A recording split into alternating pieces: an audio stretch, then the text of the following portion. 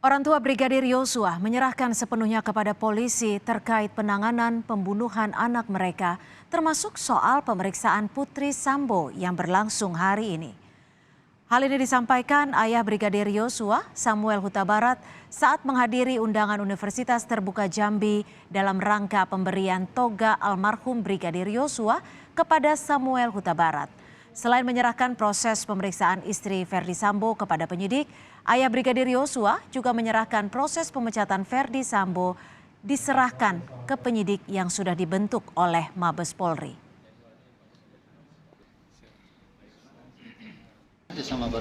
Ken, CG3 lokasi berarti jangan dipakai.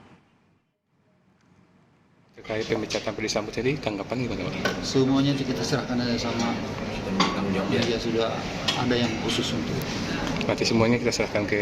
Iya, kita percaya aja sama tim yang sudah dibentuk Pak Kapolri. Saudara, setelah sempat tertunda karena sakit, istri Verdi Sambo, Putri Chandrawati menjalani pemeriksaan sebagai tersangka kasus pembunuhan berencana Brigadir Yosua.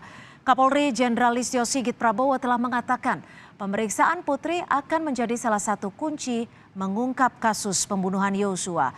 Lebih jauh soal pemeriksaan Putri, pengungkapan motif dan juga jerat pidana yang mengancamnya, kita akan mengulas bersama pengacara keluarga Brigadir Yosua, Martin Lukas Simanjuntak, serta pakar hukum pidana yang juga pengamat kepolisian, Hamidah Abdurrahman. Selamat malam Ibu Hamidah dan Pak Martin.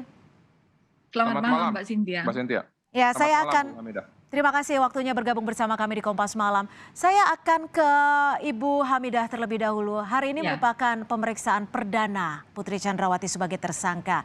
Dan pada tahap awal ini biasanya apa saja yang akan digali oleh penyidik ya, Bu Hamidah?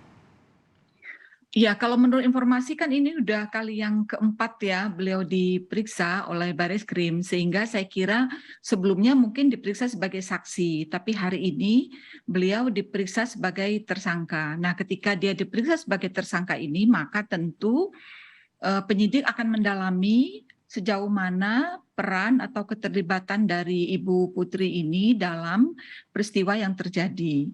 Jadi ini tidak lagi mungkin membahas hal-hal yang berkaitan mungkin dengan identitas dan seterusnya itu, tapi sudah masuk kepada materi yaitu tentang keterlibatan Ibu Putri. Nah, kalau kita melihat mungkin selama ini perkembangannya kan memang sangkaannya terhadap Ibu Putri ini cukup berat ya di dalam penetapan tersangkanya. Pak Martin, bagaimana pihak keluarga menanggapi pemeriksaan perdana sebagai tersangka Putri Chandrawati hari ini? Karena kalau kita lihat pemeriksaan sudah berlangsung cukup lama, kurang lebih 9 jam. Ya, tanggapan kami memang seharusnya Bu Putri itu diperiksa sejak awal, tapi tidak ada yang terlambat ya, Mbak Cynthia. Nah, mengenai pemeriksaan hari ini, saya khususnya ya mewakili tim kuasa hukum meminta ya, sesuai dengan pasal 21 Kitab Undang-Undang Hukum Acara Pidana ya, penyidik memiliki kewenangan subjektif maupun kewenangan objektif gitu ya untuk menahan tersangka. Nah, untuk membuat perkara ini supaya menjadi terang benderang, saya pikir baik melalui alasan subjektif maupun alasan subjektif, ini dua-duanya sudah cocok untuk segera menahan Ibu Putri nanti setelah selesai pemeriksaan. Mengapa perlu ditahan? Yang pasti yang pertama agar yang bersangkutan sesuai dengan pasal 21 tidak menghilangkan barang bukti, tidak melarikan diri ataupun tidak mengulangi perbuatannya. Lalu yang kedua mengenai alasan objektif, tindak pidana ataupun ancaman pidana yang diancam kepada Bu Putri ini extraordinary crime ya menurut hemat kami. Kenapa extraordinary crime? Karena ancaman pidananya tidak main-main, 20 tahun seumur hidup dan hukuman mati. Jadi memang sudah sepantasnya. Apa yang akan dilakukan? Kita kan tahu sekarang belum ada hasilnya, statement resmi dari pihak kepolisian juga belum disampaikan. Apa yang akan dilakukan oleh tim kuasa hukum dari pihak keluarga Yosua jika memang Putri Chandrawati malam ini tidak ditahan? Ya, jadi gini, Mbak Cynthia, ini tepat. Kami akan bersurat, yang pasti kami akan bersurat dan keberatan. Kalau orang tidak ditahan, tentunya ada alasan yang menjadi dasar tidak ditahannya seseorang. Ya. Namun dalam hal ini, ya, kenapa kami minta ditahan? Yang pertama, menurut kami di luar ini Bu Putri banyak mendapatkan bisikan-bisikan yang justru tidak meringankan beliau. Kami prihatin dengan Bu Putri. kami mau Bu Putri itu hukumannya jangan sampai terkena hukuman maksimal. Ya, kami juga mau jiwa Bu Putri itu nanti ketika di akhirat ataupun dimintai pertanggungjawaban oleh Tuhan itu bisa selamat ya. Makanya menurut hemat kami selama ini tidak ada yang positif diterima oleh Bu Putri ketika Bu Putri di luar gitu, karena mendapatkan nasihat-nasihat yang justru memberatkan beliau. Artinya harapan dari kuasa hukum Yosua adalah agar Ibu Putri juga bisa fokus dalam menjalani pemeriksaan. Ya, Bu Hamidah. Jadi dengan ditahannya Bu Putri bisa fokus dan lebih memudahkan kepada penyidik ya untuk berbicara dari hati ke hati kepada Bu Putri supaya Bu Putri bisa menjelaskan duduk perkara yang sebenar-benarnya tanpa menerima bisikan dari orang-orang yang tidak bertanggung jawab. Itu terbukti. Ya. Di awal sebelum Bu Putri ditetapkan sebagai tersangka, sebenarnya kami sudah memberikan alternatif ya. Dalam hal pada saat itu, abang kita, Bang Kamarudin Simanjuntak menawarkan, minta maaf lah, bertobatlah di depan publik kepada Tuhan dan juga kepada keluarga korban. Tapi kan tidak ditanggapi positif. Harusnya kalau ditanggapi positif mungkin selesai gitu loh. Ya. Saya ke Bu Hamidah. Bu Hamidah, seperti yang disampaikan Pak Martin, ini harapan dari kuasa hukum keluarga Yosua kalau bisa jangan hukuman maksimal, yaitu pidana mati. Tapi Bu Putri dikenakan ataupun disangkakan pasal 340 KUHP, salah satu unsur penting dalam pasal ini adalah unsur ada rencana terlebih dahulu. Indikator terhadap unsur ini seperti apa saja sih Bu Hamidah? Iya, kalau kita membaca pasal 340 KUHP itu memang disebutkan bahwa barang siapa dengan sengaja dan direncanakan ya, kemudian merampas nyawa orang lain. Nah, memang di sini kita melihat bahwa unsur direncanakan ini menjadi sebuah ukuran untuk menentukan apakah pembunuhan ini dilakukan dengan rencana atau tidak begitu. Nah, menunjuk kepada kata-kata direncanakan itu memang ada 3 hal. Yang pertama adalah ada waktu untuk membuat keputusan. Jadi pelakunya ini ada waktu untuk membuat keputusan, ya melakukan atau tidak melakukan. Jadi artinya dalam artian awamnya ada waktu untuk berpikir seperti itu ya? Ya, berpikir gitu. Selanjutnya? Ya, yang kedua, ya ada waktu untuk persiapan. Nah, persiapan ini mungkin menyangkut apakah dia menyiapkan senjatanya, misalnya alat untuk melakukan pembunuhan, tempat, dan lain-lain begitu. Nah, yang ketiga ada waktu untuk melaksanakan. Nah, sehingga pasal 340 ini memang bersifat klasifikasinya bersifat khusus ya, karena memang ini pembunuhan berencana yang sangat serius begitu, dan sehingga unsur persiapan ini memang harus dibuktikan begitu, dibuktikan di dalam penyidikan ini memang harus apakah memang betul ada waktu yang jeda waktu begitu di mana pelakunya itu sempat berpikir, sempat mempertimbangkan, kemudian sempat mempersiapkan gitu. Ya, Bu Hamidah, ketika dalam pemeriksaan nanti pemeriksaan lanjutan juga ada 3 unsur ini dipenuhi, ada waktu berpikir, ada persiapan dan juga ada melaksanakan. Apakah ini artinya Ibu Putri Chandrawati bisa dikenakan hukuman maksimal? Jikapun tidak, ada faktorkah yang bisa meringankan Putri Chandrawati? Nah, khusus untuk Ibu Putri ini saya masih menunggu hasil penyidikan ya, karena begini, kan di dalam pasal 340 itu di samping unsur dengan sengaja dan merencanakan kan harus ada perbuatan merampas nyawa orang lain. Nah, apakah Ibu Putri ikut serta gitu ya? Ikut merampas nyawa orang dalam pengertian dia melakukan sesuatu, misalnya seperti yang kita sudah baca di banyak media, misalnya tadi menembak ya, atau melakukan sesuatu lain. Nah, sampai saat ini kan saya belum memiliki fakta ini bahwa Ibu Putri ini melakukan sesuatu yang menyebabkan orang lain meninggal dunia.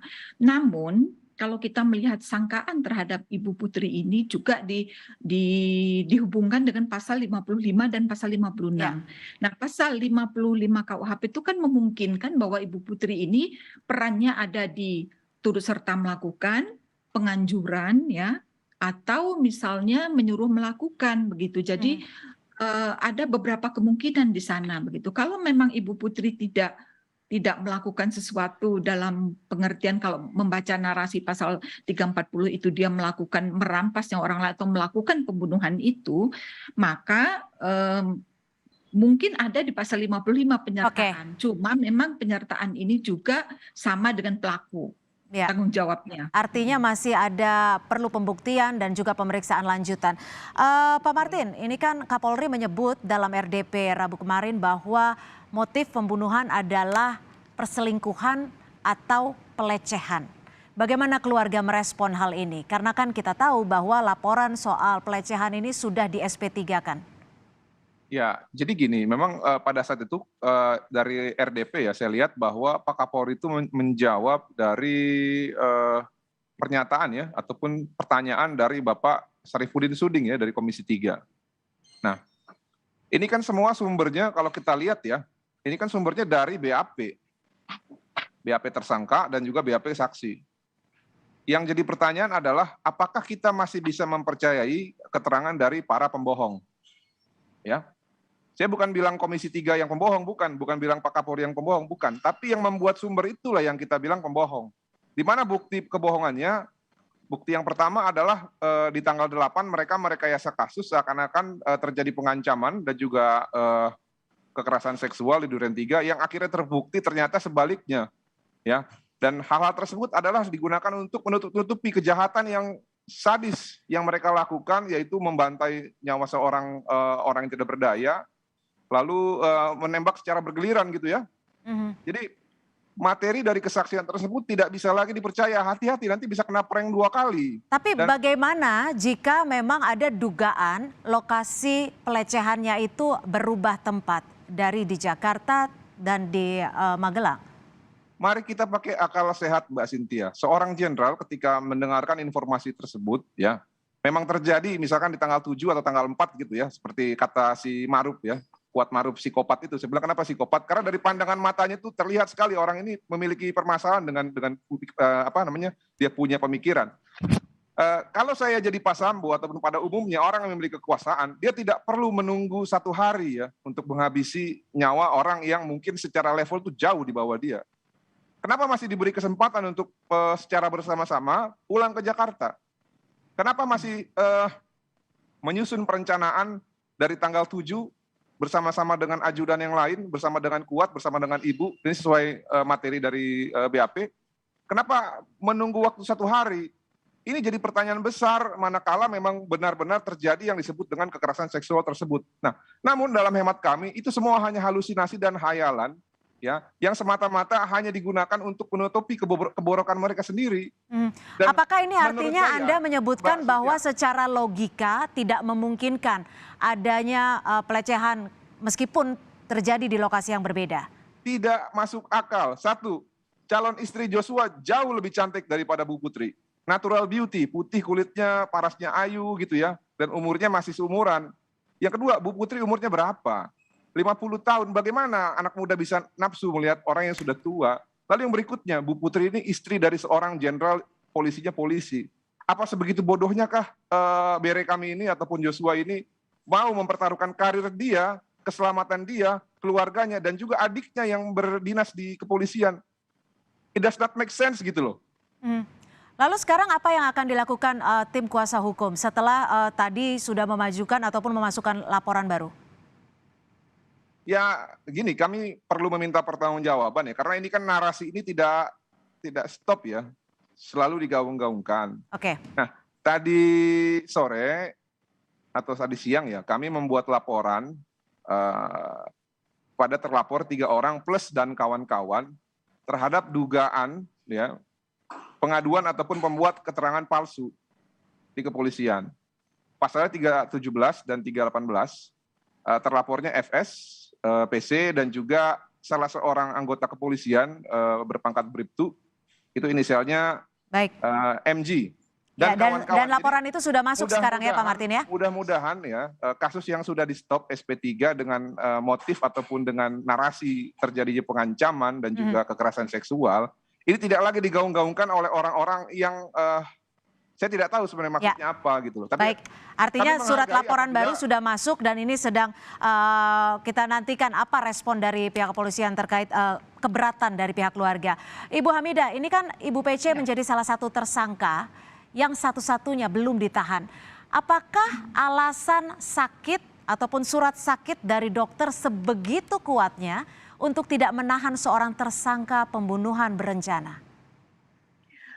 Kalau kita membaca KUHP, memang kata-katanya itu dapat ya, dapat melakukan penahanan. Nah, sehingga dan ini sifatnya sangat subjektif oleh penyidik ya. Ya meskipun mungkin ada alasan subjektif maupun objektif tadi sudah memenuhi syarat, namun ini berkali-kali dikatakan oleh Polri ya pasti ini adalah kewenangan penyidik gitu. Jadi dapat melakukan penahanan. Nah, tentu kata-kata dapat ini kan menjadi bisa menjadi multitafsir ya Mbak, karena mungkin penyidik melihat bahwa tidak perlu ditahan karena dia kooperatif. Ini kan beberapa kasus yang lain, misalnya ini ya maaf ya Pak Martin, ini kasus-kasus yang lain saya bilang biasanya polisi kan beralasan kooperatif dan seterusnya. Tetapi saya sendiri melihat memang penahanan ini menjadi hal yang penting dalam kasus ini karena satu orang kan harus fokus menghadapi proses hukumnya gitu supaya tidak berkembang isu-isu yang melenceng jauh dari fokus perbuatannya begitu. Seperti katakanlah ada isu perselingkuhan, pelecehan seksual dan seterusnya. Nah, ini sebenarnya kan orang yang dituju untuk melakukan ini kan sudah tidak ada ya. Tentu perkara ini walaupun nanti misalnya dianggap ada akan berguguran dengan sendirinya gitu, akan gugur dengan sendirinya.